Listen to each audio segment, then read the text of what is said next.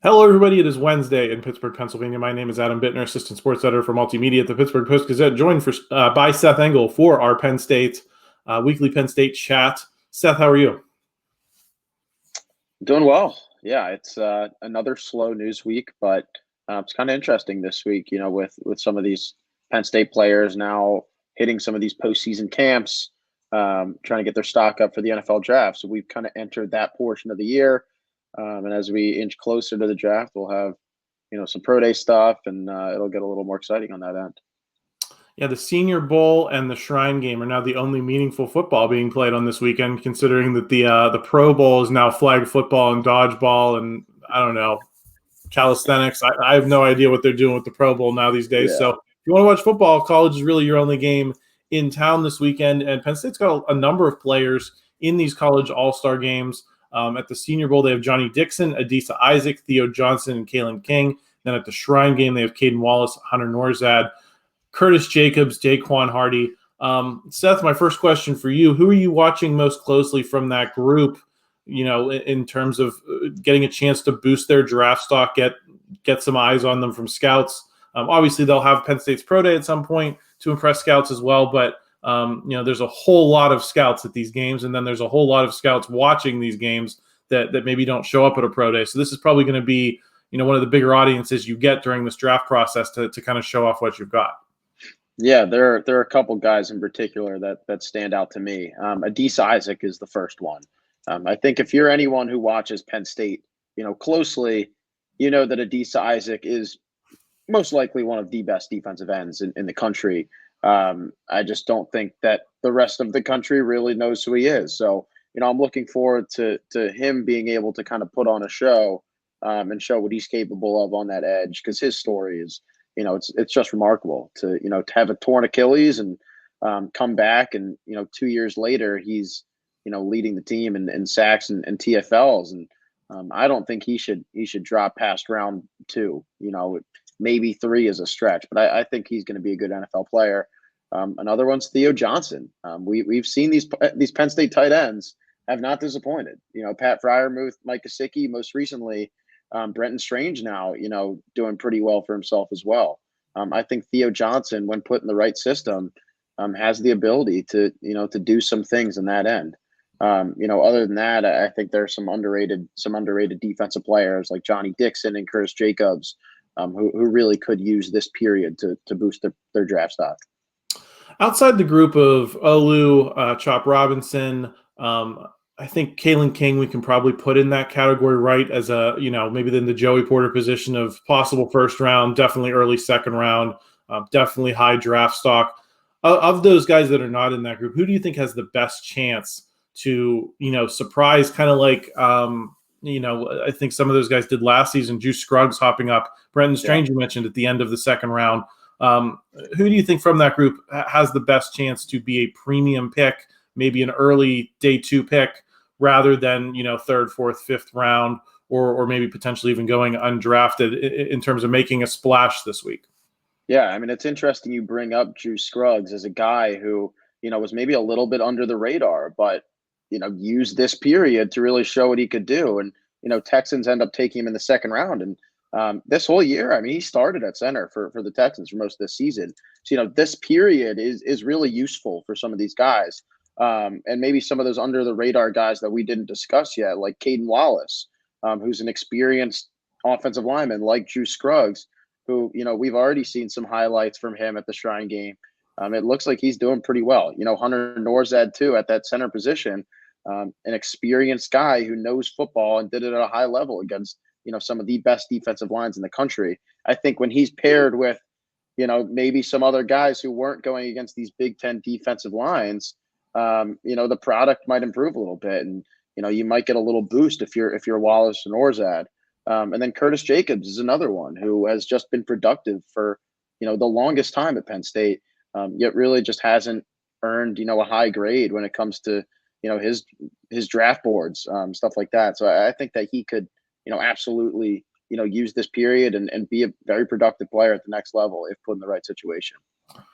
Yeah, I think Curtis Jacobs is in that linebacker group of like guys. There's so many linebackers you think are next level guys, and then you realize how the NFL kind of just it kind of devalues the position. I think, middle linebackers in particular are kind of like the running backs of defense, where, traditionally they're very important, right? And they can make or break a defense. I think, we see that in San Francisco with guys like Frank Warner. But then when it comes to the NFL draft time, no one wants to spend premium, draft capital on those types of players. I'll be curious to see if Curtis Jacobs can, impress enough and maybe jump up and surprise. Of the guys from that group, who do you think is likeliest to go from maybe a fringe day 2 pick to a solid day 2 pick, or maybe someone who's a day 3 pick who can become a day 2 pick? Yeah, I would say Adisa Isaac. I think he was one of the most, electrifying Penn State players of the past 2 seasons.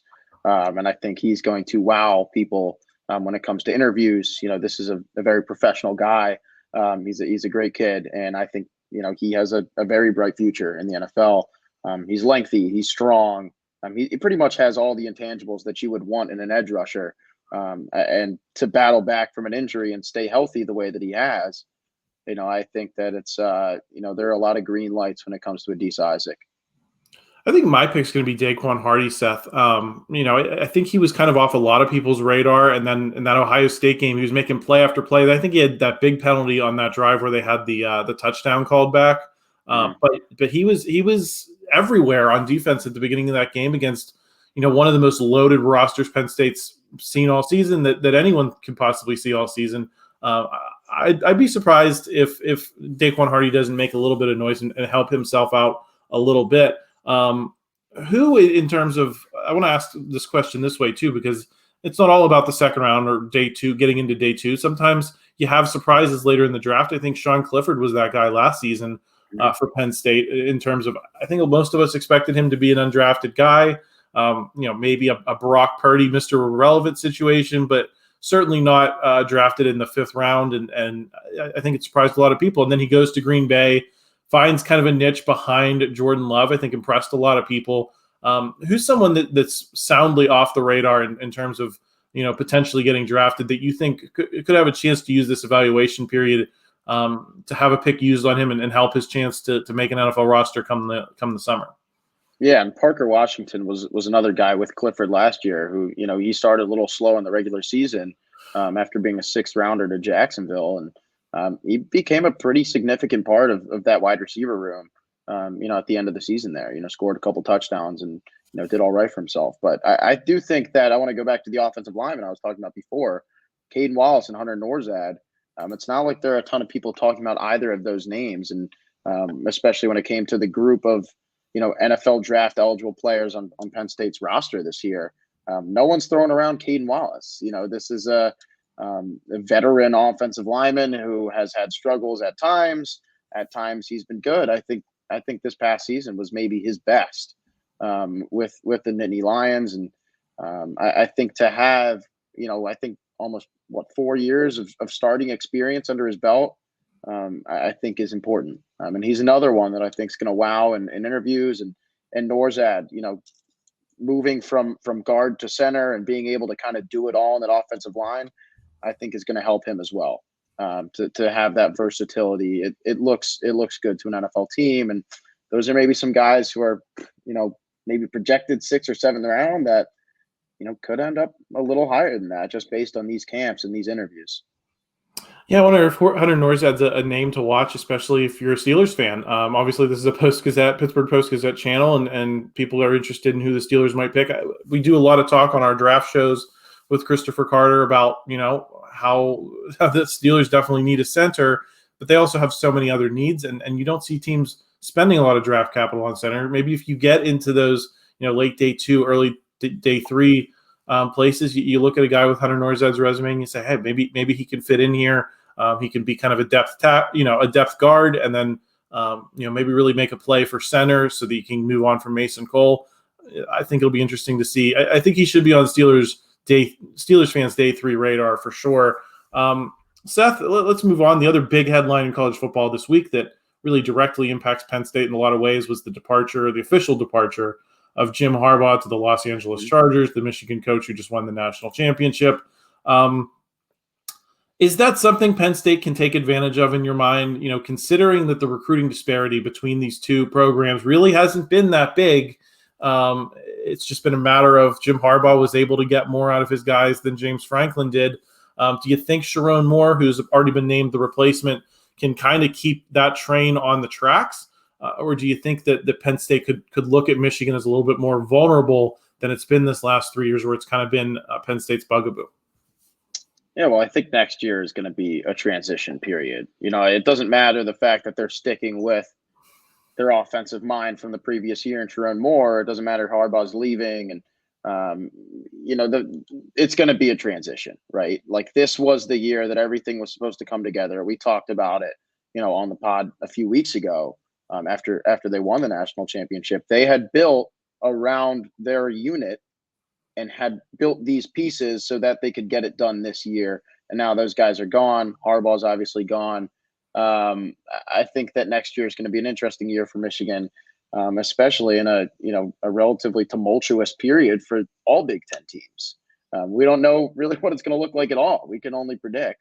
And Michigan is going to have a lack of experience and, a lack of kind of clarity as to what that program truly is in 2024. But as for Penn State, not going to get to see the Wolverines till 2026, which kind of goes back into this, whole scheduling format and Penn State not having a protected rival. And it's kind of just the way the cookie crumbles, which, maybe in some cases it's good for Penn State. Maybe in some cases it's bad. I think James Franklin would probably like to have Michigan on his schedule next year, despite them winning a national championship, just weeks ago. Yeah, I think it's interesting in the sense of, if Penn State does manage to beat Ohio State, right, who's going to be on that other side? Who's going to be that number 2 team? Is it going to be Ohio State, or are you going to face a rematch, because the divisions will be gone next season? So, if Penn State and Ohio State both finish with one conference loss, then and everyone else has more, then you would face Ohio State. I guess that's really the only way, if you're Penn State, right, that you can take advantage is if Michigan's not in the mix for a conference title. Yeah, no, definitely. And I think Ohio State's probably the clear favorite at this point. Oregon maybe 2 up there. Penn State, it's going to be weird. It's going to be hard to predict. And the roster obviously hasn't been kind of figured out yet. But to lose maybe a prominent program like Michigan that's consistently been on the mix there, at least for this season, should make it, maybe a little easier in terms of the leaderboard and the standings when, you're trying to win that Big Ten title or, maybe even finish second. But I think next year and maybe 2025 might look a little closer to the Michigan that we saw from, maybe 2018 and 2019 before things really started to come together.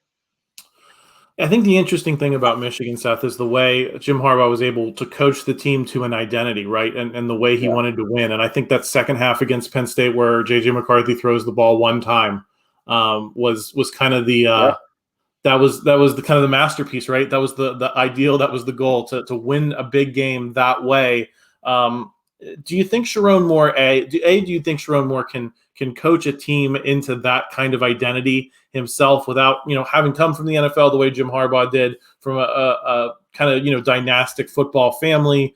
Sherrone Moore, I don't know if he certainly has done a good job at Michigan, but that he can kind of mold a team in his image, A, and B, is that something Penn State's lacking? Is that, especially on offense? I think on defense, what you're going to get from Penn State, but defensively, offensively, they don't seem to have that same identity. So yeah, kind of a 2-part question. Can Sherrone Moore restore that with this Michigan program, even if it does take a little bit to turn over this roster? And B, can Penn State ever get there under James Franklin? Well, it's important to remember too that, it was Sherrone Moore who was calling the shots in that Penn State Michigan game where Michigan only threw the ball one time in the second half. And it worked. And he was able to do that for, half the season almost, with Jim Harbaugh, suspended. So I think the fact that he already has the head coaching experience and the fact that he's already worked closely under Harbaugh, I think that's part of the reason why Michigan wanted to stick with Moore and didn't go to an external candidate, because they wanted to keep things the same. They had their identity. They had the culture locked down. And Sherrone Moore understands that because he's been a part of it all. What was the second part of the question? Can Penn State ever get there? Can James Franklin, maybe take advantage of this requiem here, where maybe Michigan's not going to be quite as strong, to kind of say, hey, and learn the lesson from Michigan, kind of taking similar quality players and turning them into a national championship powerhouse, and Penn State not being that. Can James Franklin learn lessons from that? Yeah, and I think this kind of goes back to what we were saying after they won the championship, but like the way that you build the team and the way that Michigan built it and built their identity was through the trenches. And James Franklin talked about that after, the 2022 loss at Michigan, where he said we're just not big enough in the trenches. Wasn't necessarily talking about size. It was about physicality and the ability to size up with, Michigan's already established offensive and defensive lines. Once Penn State gets there, and I think they are, the defensive line is probably there. The offensive line is maybe getting there. Once that happens, all you got to do is build pieces around. That's how Michigan did it. So I do think it's possible that Penn State can follow, at least a similar identity, in being an aggressive, defensive-minded Big Ten team that makes its way, to the playoff and, maybe competes for a championship. I think that we've seen the identity work. It's just a matter of the pieces really coming together. What does your gut tell you about whether it's you mentioned that, Penn State's not going to play them the next couple of seasons unless they see them in the Big Ten championship game. What's your gut tell you about whether it's a good thing or bad thing that Michigan's not going to be there? I don't think we really know until we see this 12-team format play out the next couple of years. It's going to kind of be an incomplete. My gut tells me that it's probably a net positive that you avoid a team that's been in such a bugaboo, but maybe a net negative that this is a year you might be able to beat them, and that might stand out to a lot of people. If you can beat the defending national champions, even if they're in a down year, that takes an outsized view in the committee's mind, whether you're vying for a top 4 seed where you get a bye, or whether you're vying for some of these at-large bids into the 12-team field. Yeah, it's a little difficult because it's basically a different program next year. Like, it's a completely different roster. They don't have the same head coach, don't have the same star running back, don't have the same starting quarterback. It's very different, and I do think it is a negative, the fact that Penn State doesn't play them next year, because I don't think Michigan is going to be very good. Partially because Jim Harbaugh, only just got hired by the Chargers. Like, the transfer portal is basically all closed up. Everyone's found their new team. Like, everyone's been out recruiting and everything. Harbaugh took his sweet time. So Michigan didn't really have a chance to really go out there and work the portal like every other team in the country. And I think that's a disadvantage for them. So for Penn State to not play them, not great, but, at the same time, Michigan will be back. This is one of the, blue bloods of college football. They just won a national championship. They'll be back. They'll be good in a couple of years. And, maybe 2026, after a couple of years without Harbaugh, maybe that's the year Michigan finds their stride again. So we'll see what happens. But, you never want to have a national contender on your schedule every year. That's, so to avoid that as much as possible, I guess, moving forward is a relative positive for Penn State. Another big piece of news this week: the future ACC schedules are released, and we are going to get the Penn State coaching tree bowl between Manny Diaz and Brent Pry, Penn State's last 2 defensive coordinators. Obviously, Brent Pry at Virginia Tech, Manny Diaz recently hired by Duke. Seth, are you intrigued to see that game next season? Yeah, no, I think that's it's interesting, where it says a lot about James Franklin and his coaching tree and kind of just what he's built at Penn State. Like, when Diaz left, it reminded me of the fact that, Penn State's not going to have much trouble finding his replacement. And it wasn't. A couple weeks, and they got a former head coach in Tom Allen. But I think it does speak to the fact that this is probably one of, the most attractive assistant coaching jobs in all of college football, is Penn State's defensive coordinator job, because it generates something else. Like, you're bound to succeed at least a little bit. Like, there's not much of a failure rate. And when you succeed, you get rewarded for it. And look at it now, 2 head coaches in the ACC who are going to face off against each other. But it is a little funny, and I'm interested to see kind of whose system outplays the other. Obviously, it's Diaz's first year. Price had a couple of years already under his belt. But I think that'll be a fun one to watch. And if you're a Penn State fan, like, you probably should be tuning into that one. Who do you think has more upside in their new role in the next 5 years, Seth? Obviously, I think Virginia Tech's kind of bottomed out a little bit, had some rough, it's been a rough start for Brent Pry, put a little bit of momentum together toward the end of the year.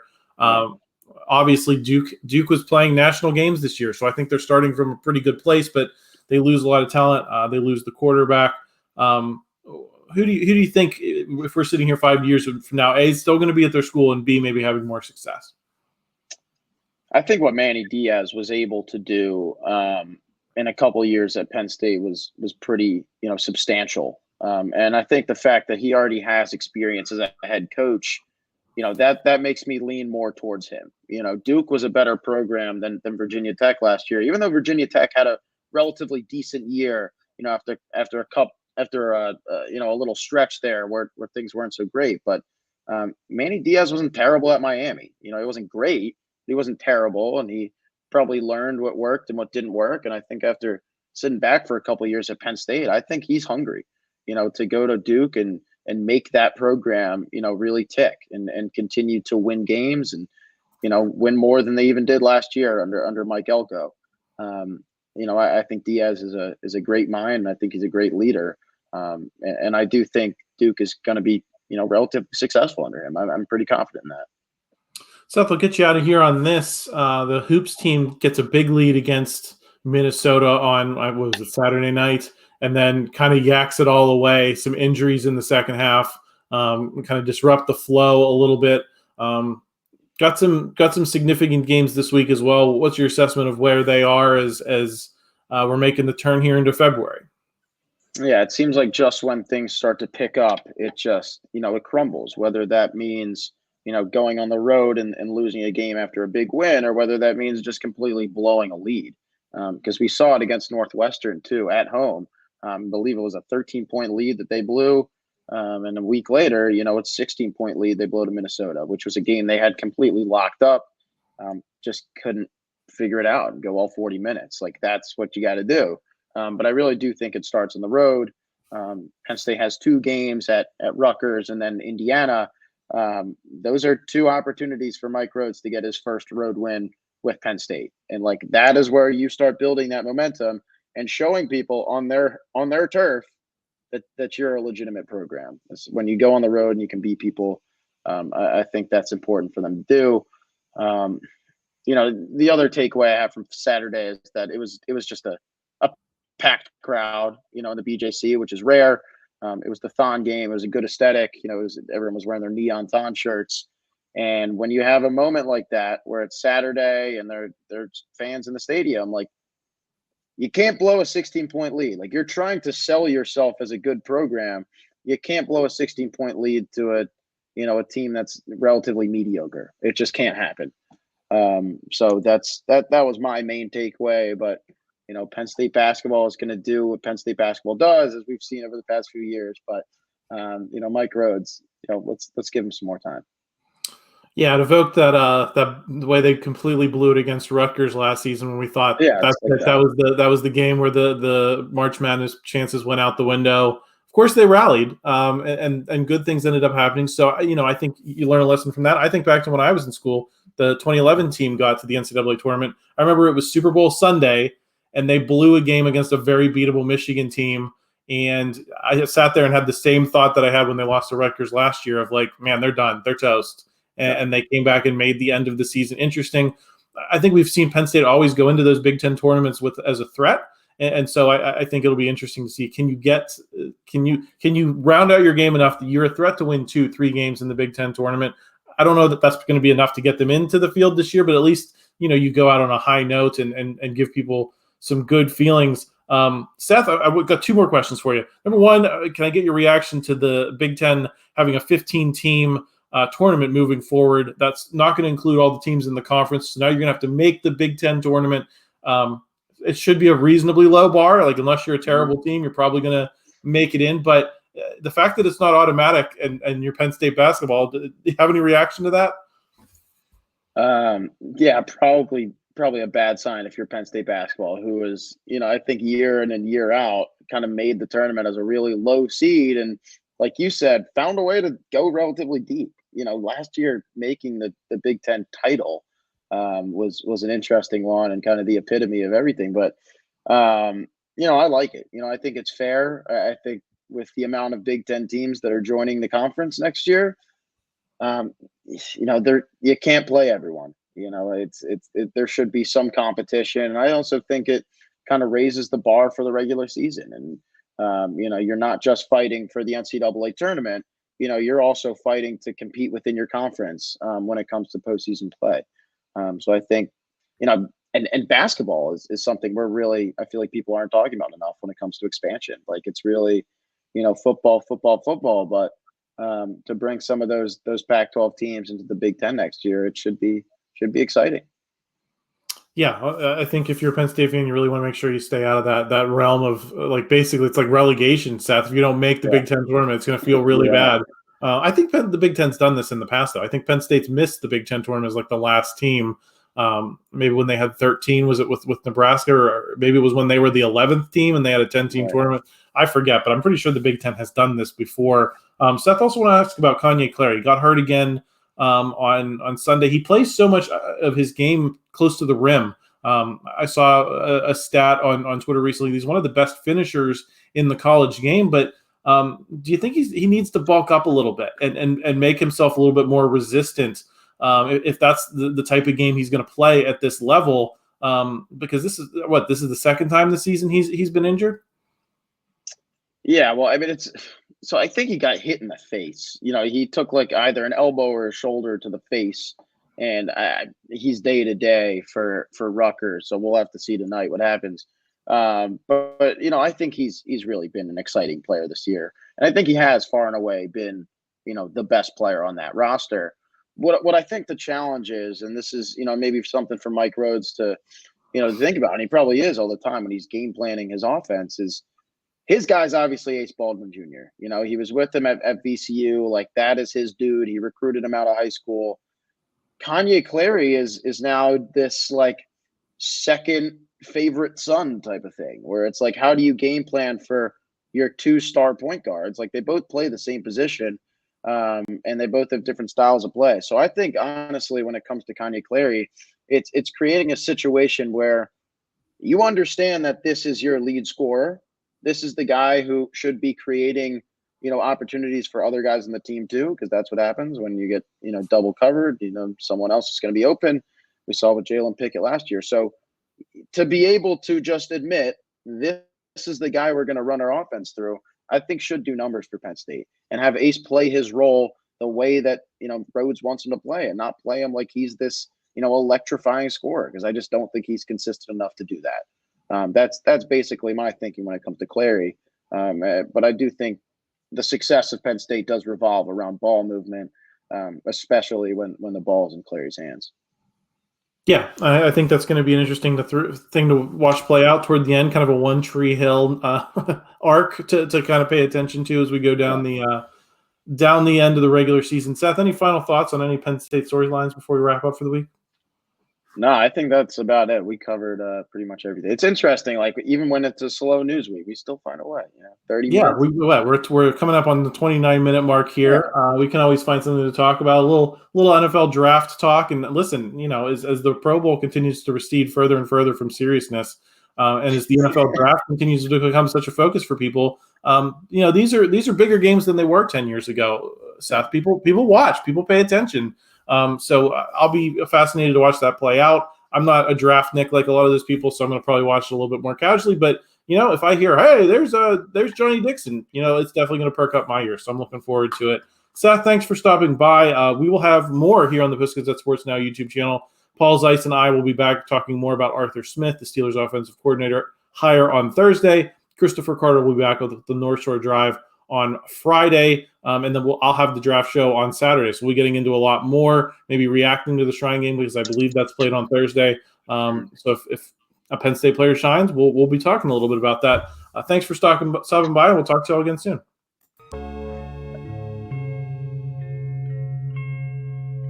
Thank you for checking out this content from Post-Gazette Sports. If you watch this video on YouTube, please like the video and subscribe to our channel. For all of the sports coverage the Post-Gazette has to offer, visit post-gazette.com.